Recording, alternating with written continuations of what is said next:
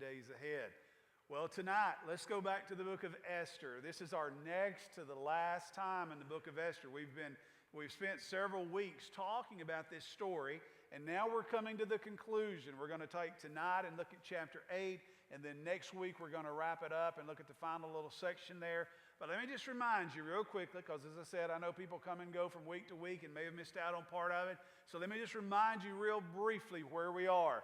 The book of Esther tells this remarkable story about the king of the Medo-Persian Empire. This is a huge empire, as we'll see here in just a little while, that replaced the Babylonian Empire when Nebuchadnezzar's successors eventually lost control and they were overtaken by the Medes and the Persians. It becomes a huge empire, and the king during this particular moment, and this is about 2,500 years ago, about 500 years before Jesus showed up on this earth. That's how long ago this story is, how old the story is.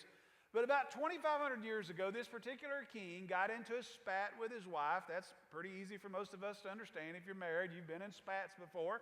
And they got into a big one, and it ended up with the king telling the queen, "You're not the queen anymore. I'm going to divorce you. You can't be the queen, and you can't live in the palace, and you can't even live here anymore in this capital, so you got to go away," and he banished her. That led to this contest to replace the queen with a beautiful young girl, and they brought in these young girls from all over the kingdom, including some from right there in the capital city where the king's palace was, and among those was a young Jewish girl named Esther. Now, we've talked about Esther many times in this story because it all revolves around her.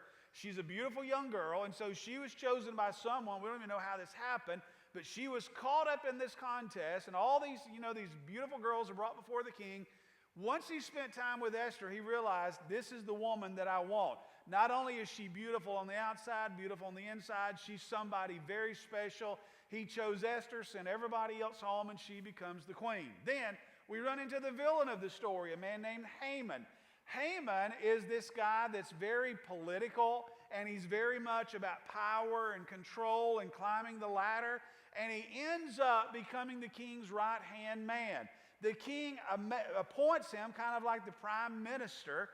He's kind of like the king's guy, and he even makes this order that whenever Haman is out and about, if he's coming in and out of the palace, riding up and down the street, everybody has to bow to him just like they'd bow to the king.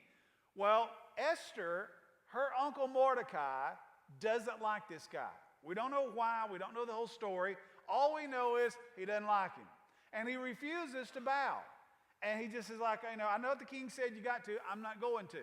Well, eventually, Haman realizes this one guy, this Jewish guy, Mordecai, isn't bowing to me. It makes him really, really mad. And he decides, okay, I'm going to fix him. But I'm not just going to deal with him. I'm going to wipe out all the Jews. I hate them all. Because of what this one guy did, I hate all of them. That's the way I'm going to come at this. And so he goes to the king, and he makes up this story. He lies to the king about the Jews are plotting and this and that. And he gets the king to sign an order. And this is going to be really important in a few minutes. He gets the king to sign an order stating that on a set day, all the Jews throughout the entire kingdom, we're talking thousands of people, they're going to be rounded up. The men, the women, the teenagers, the little boys, the babies, the girls, everybody. And they're all going to be put to death on the same day. We're going to wipe out the entire Jewish population in one day, all because he's mad at one guy. You can kind of get a sense of how evil he truly was. Well, he gets the king to go along with this, and the publication is sent out. This is what's going to happen. And of course, all the Jews are terribly upset. Now what are we going to do? What are we going to do? And Mordecai sends word to Esther. Now, the one thing Esther had never told the king was that she was Jewish. He has no idea. And so Esther gets this message from Mordecai saying, you got to talk to the king, you've got to use your position as a queen to try and save your people. And after a lot of back and forth, Esther goes in and she begs the king to do a favor for her. And he says, anything you want. He loves her so much, I'll give you half the kingdom, whatever you want. And so she arranges for a couple of banquets to be held. And as those banquets are being held, she wants to bring in this guy, Haman. She knows he's the evil guy. She knows he's the villain. He doesn't know she's Jewish. The king doesn't know she's Jewish. She's about to drop this truth bomb on everybody. Well, in the course of all that, while that's going on, there's that night where the king can't sleep, and he says, bring me the record book. Somebody read it to me. This is the most boring document ever because it just lists all the things that happen in the kingdom and all the laws that are passed and all the acts that are put forward. He says, somebody read that to me. Surely that'll put me under. And they start reading it. The only thing is they came to a point where Mordecai, way back in chapter 2 of the book, had saved the king's life. And the way he had done that, he had overheard these two guys plotting to assassinate the king. And he sends word through Esther, hey, you got to tell the king, these two guys that work for him, they're going to try and kill him. And they launched an investigation. Sure enough, the guys were plotting to kill the king. They were taken out and hung. And it was written down in the book, hey, this guy named Mordecai saved the king's life. Well, that night when they're reading the book to the king, they read across it. And the king says, wait a minute, stop. I remember that. I remember that guy saved my life. What did we ever do for him? What kind of reward did we ever give him? And they said, well, we never did anything. I mean, no, I'm sure we always meant to. We just never did. And the king said, we got to do something for this guy. And so he says, who's here at the palace? And they said, well, Haman's outside. Bring him in. And he tells Haman, he says, Haman, I want to do something really, really, really special for the man that I love in this kingdom. Haman thinks he's talking about who? Haman. And he says, oh, he's going to do something for me. So Haman says, well, here's what you ought to do. Put him on your horse, dress him in your clothes, lay your crown on his head, get somebody to parade him up and down the streets of the capital, and everywhere they go, the guy that's parading him is supposed to yell out, hey, here's the man the king loves more than anybody else. The king said, that's a great idea. Go get Mordecai, put my clothes on him, put my crown on him, set him on my horse, and you parade him through town. And Haman is like, you got to be kidding, but you do what the king says. There's nothing you can do. So he does, and then he goes home, and he's fussing to his wife and his friends. And as you will remember, he had decided, I'm going to kill Mordecai. I'm not going to wait till the day when we kill all the Jews. I'm going to go ahead and kill him now. And so he had built a gallows 75 foot high. And he goes home and he tells his wife what he'd had to do because now the king loves Mordecai. And his wife says, boy, you are in big trouble. What are you going to do? Well, I don't know what I'm going to do. So the next day he goes to the banquet. It's him, the king, and Esther, the queen. And they're sitting there. And the king looks at Esther and he says, okay, hon, we're all here. You got my full attention. Tell me what you need. And she says, somebody is plotting to kill me and to kill all my people. And the king gets furious and he says, who is it? And she looks right at Haman and says, him. He's the guy. And the king is so mad, he storms out of the room. And if you remember, Esther's reclining on this like a couch thing, and Haman gets up and he's just trying to beg for his life, but he falls across the couch where Esther's laying begging for his life. The king walks back in and says, not only do you want to kill her, now you want to rape her right here in my house? That's what you're trying to do? And the king's guards come rushing in and they grab Haman. And and you can tell, have you ever noticed how unpopular a lot of these political people are? Because the minute somebody gets a chance, the minute just kind of a regular person gets a chance, because it says, if you remember from last week, it says that one of the king's servants, when they grabbed him, they said, King, I got an idea. He built a gallows 75 foot high. Do you think that guy didn't like Haman either? Do you think Haman treated everybody horribly, and now it's coming back to him? And the king said, that's a great idea. Take him and hang him on it right now. They took Haman off, and they hung him. And that's kind of where we left the story last week. But if you think, okay, now Haman's gone, so now the Jews are okay, you couldn't be more wrong. Because there's something you're going to remember from some other books in the Bible when we get to it. Let's look at chapter 8. Now, it says, on that day, you say, what day? The day they hung Haman. The story is just continuing on. Even though there's a chapter break here, it's just going right along. They just took Haman and hung him on his gallows, and it says, on that day did King Ahasuerus give the house of Haman, the Jews' enemy, unto Esther the queen. He said, hey, here's what we'll do. Everything he owned, all his land, all his house, all his possessions, that belongs to you now, Esther. You take that. And Mordecai came before the king, for Esther had told what he was unto her. At some point in all this, after Haman is arrested and drug away, and Esther's talking with the king, and the king is like, well, I didn't know you were Jewish. You should have told me. And Esther said, well, here's something else you probably want to know. You know that guy Mordecai you love so much? Yeah. Well, he's the only family I have. We're kin. And the king is like, well, that's awesome. I love that guy. He saved my life. Let's do something for Mordecai. So they bring Mordecai in. They send for Mordecai and bring him in.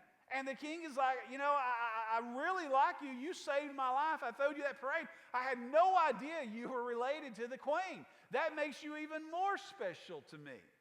And the king took off his ring. You say, well, how special did he make him? When the king took off his ring, which he'd taken from Haman, and gave it unto Mordecai. That ring, which is a symbol of power, one of the last things they did before they drug Haman out of the room, they took the ring off his finger.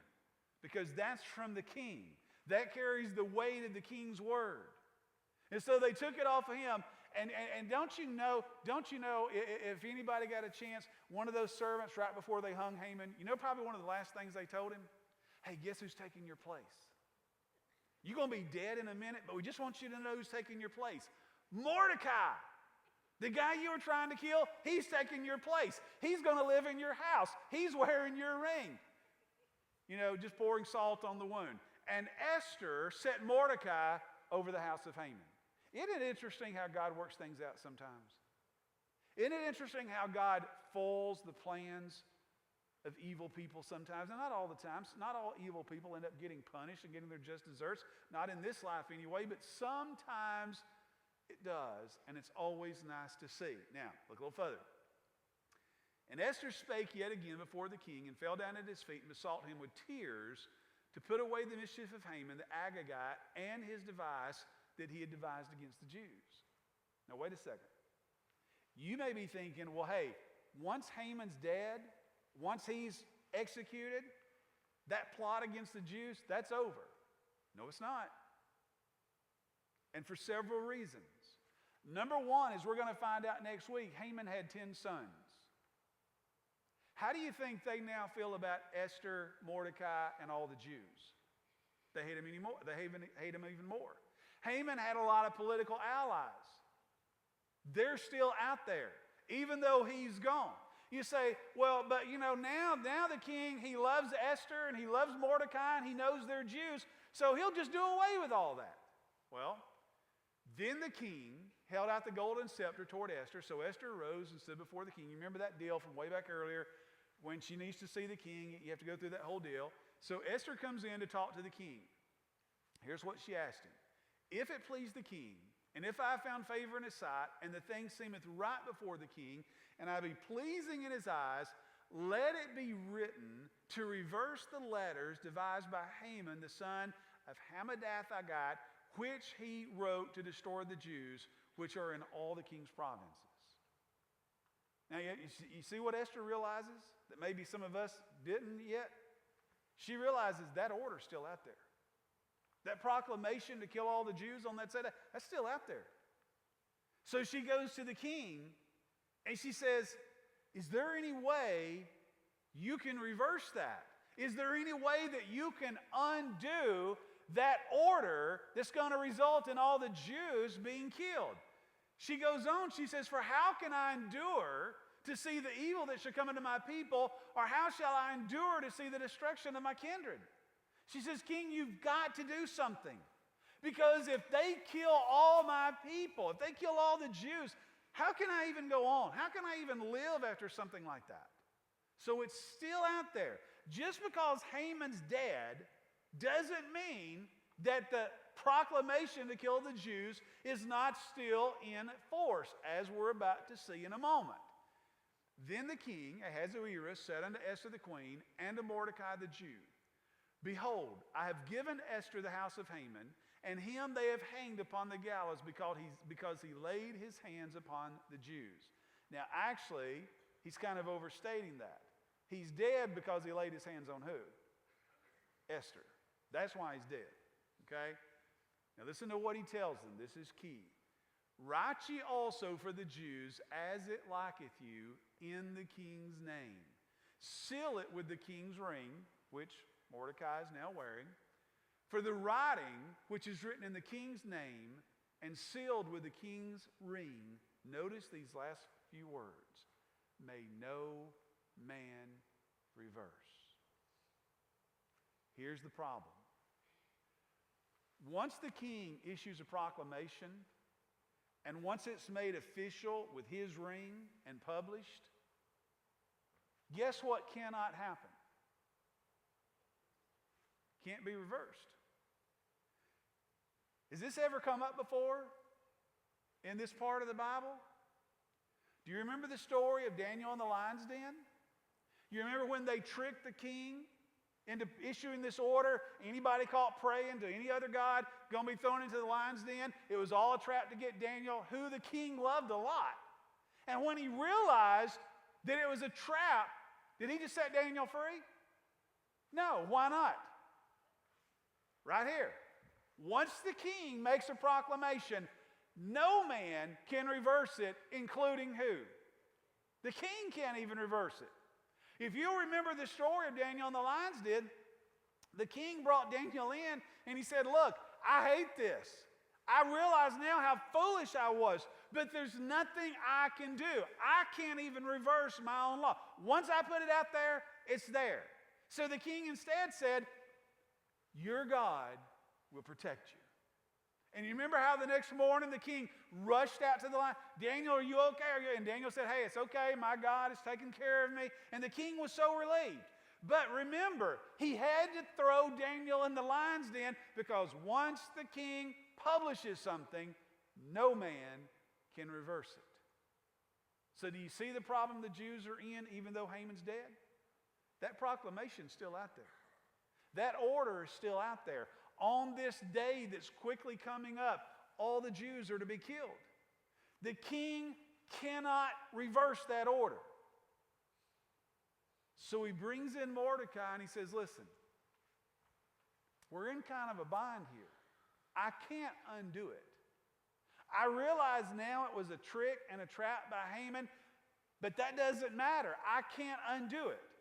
So he says, here's what you need to do. Figure out a solution to this, write a proclamation, and I'll sign it. I'll put it out there. But we cannot reverse the other one. Okay? So here's what they came up with. Then were the king's scribes called at that time in the 3rd month, that is the month Sivan, on the 3 and 20th day thereof, and it was written according to all that Mordecai commanded unto the Jews. So the scribes come in, okay, we're going to write this new proclamation, and Mordecai tells them what to write. And this is going to go out to the lieutenants, the deputies, the rule of the provinces. Now, you remember I said you're going to get out of how big the kingdom is? I don't know how much geography you remember, but this kingdom went from India to Ethiopia. That is a humongous kingdom. India is way over here below China in the Far East. Ethiopia is on the northern part of Africa. The Medo-Persian Empire was enormous, basically because they had inherited it from the Babylonians. But it's a humongous empire. From India to Ethiopia, 127 provinces, unto every province according to the writing thereof. So they got to get word out all over the kingdom, and they got to do it fast because that day is quickly coming up.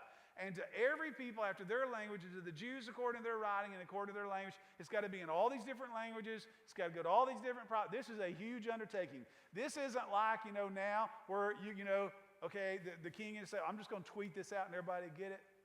Didn't work that way back then. So it's going to take a lot longer and it's a lot more detailed to get it done. But here's what they wrote. And he wrote in the king Ahasuerus' name, sealed it with the king's ring, sent letters by post on horseback and riders on mules and camels, and they just send this everywhere. You say, but what's in it? What did they write? What's the solution they came up with? Here's the solution. Wherein, in this document, here's what they did. The king granted the Jews, which were in every city, to gather themselves together and to stand for their life, to destroy, to slay, and to cause to perish all the power of the people and provinces that would assault them, both little ones and women, and to take the spoil of them for a prey. Here's what they came up with. Okay, we can't undo that first order. That's out there. So they sent another order, signed by the king, where the king says, I am hereby granting the Jewish people all over my empire the right on that day when they're all supposed to be killed to stand and defend themselves.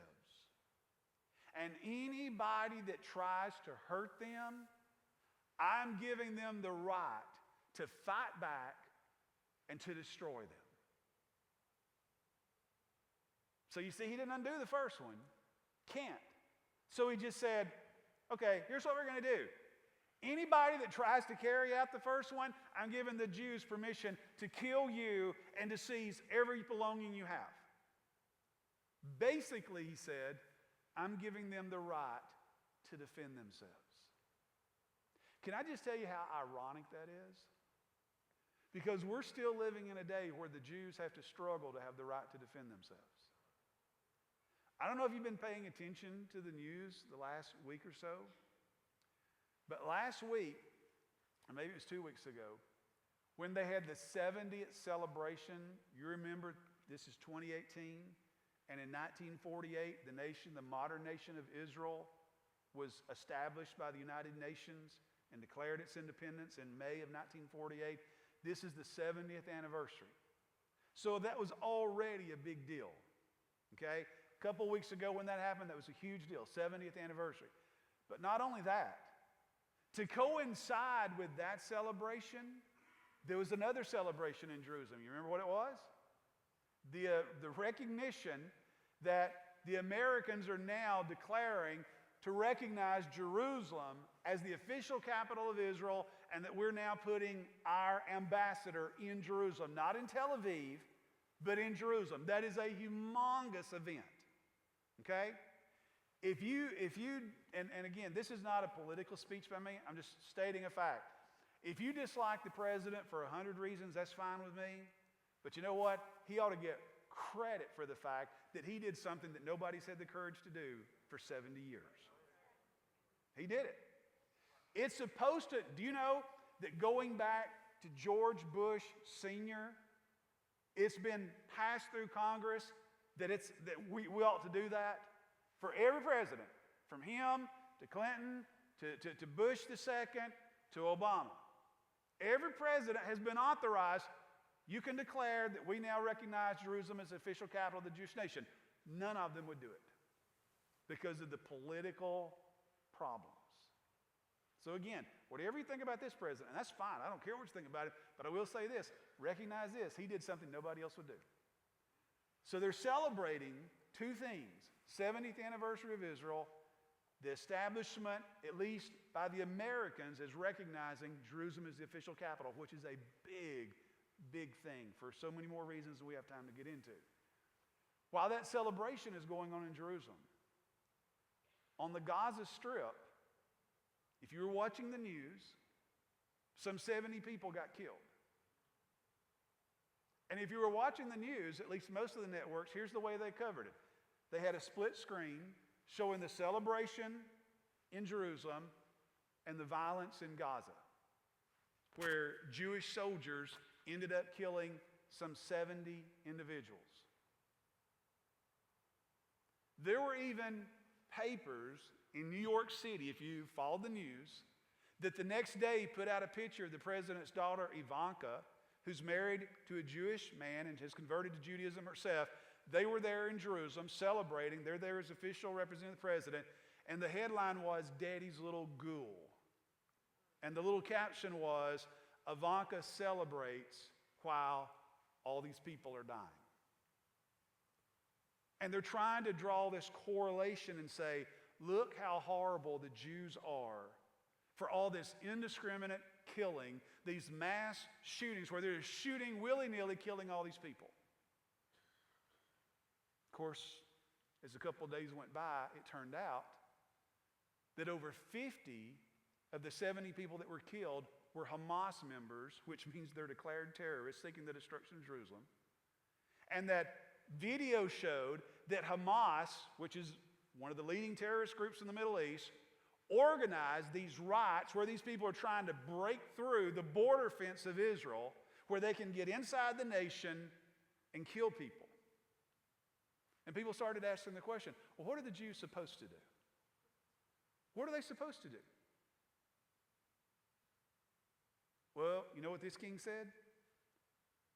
You have the right to defend yourself. That's always been a big deal for the Jewish people. And even today, the Jews aren't asking anybody to defend them. They're just saying, hey, we can defend ourselves. Just let us do it. And this king says, okay, here's what we're going to do. I can't rescind or reverse my first order. That's not allowable. But here's what I'm going to do. You have the right to defend yourself when that day comes. So, upon one day, in all the provinces of the king Ahasuerus, namely upon the 13th day of the 12th month, which is the month Adar, the copy of the writing for a commandment to be given in every province was published unto all people, and that the Jews should be ready against that day to avenge themselves on their enemies. You have the right to fight back. If anybody tries to carry out the first proclamation, the second proclamation says you can defend yourself against them. Now watch what happens. So the post that rode upon mules and camels went out, and being hastened and pressed on by the king's commandment, and the decree was given at Shushan the palace, so it's published in the palace, published all over the empire. And Mordecai went out from the presence of the king in royal apparel, blue and white, with a great crown of gold, and with a garment of fine linen and purple, and the city of Shushan rejoiced and was glad. They're glad Haman's gone, and now Mordecai has taken his place. He's a much more popular figure than Haman was. So Mordecai is now like second in charge. He has taken the place of Haman. Now watch this. The Jews had light and gladness, and joy and honor. Because the king said, hey, you can defend yourself. So watch what happened. And in every province and in every city, whithersoever the king's commandment and his decree came, the Jews had joy and gladness and a feast and a good day. Rather than all being killed, they had a good day. Here's what I love, this last little section. And many of the people of the land became Jews, for the fear of the Jews fell upon them. You know what a bunch of people did? Oh, I'm converting. I'm Jewish now. You know, there's a really old saying, if you can't beat them, join them. That's what a bunch of people did. They were like, well, I don't want them to think I'm a part of that first thing. I don't want them to think I was going to participate in trying to wipe the Jews out. I'm converting to Judaism. I'm with you. Now, as we're going to see next week, not everybody did. There were still people, Haman's family and allies, that tried to carry that out, at least on a limited scale. And we'll see how that turned out. And here's the last thing we'll see next week. Is this event led to a celebration that 2,500 years later is still held every year among the Jewish people. Do you know that 2,500 years later, one day a year, the Jews still celebrate this event? Where the king said, you can defend yourself. You can fight back. It'll be okay. We're going to look at how God worked all that out next time. Let's pray. Father, thank you for the time we've shared together tonight. And God, I do thank you for these wonderful stories in the Bible. And God, even though the book of Esther never mentions your name, as we've said all along, everywhere we look in the story, we see you. We see you working behind the scenes. We see you carrying out your plan, your program. We see you thwarting the enemies of the Jewish people. We see you doing things that only you could do on their behalf. And Father, I pray that as we get ready to leave out of here tonight, the one thing we'll remember is that same God that took care of his people back then, he'll take care of his people now. And God, the good news is we're part of your family now too. Thanks to the fact that Jesus Christ came and made it possible for all of us to be saved and become the sons and daughters of God, we're all a part of your family. So, Father, help us to remember when life seems to be going in the wrong direction and things seem to be stacking up against us, that we have a God that loves us, that cares about us, a God who will protect us. That's the theme of this book. And help it to be something we all remember.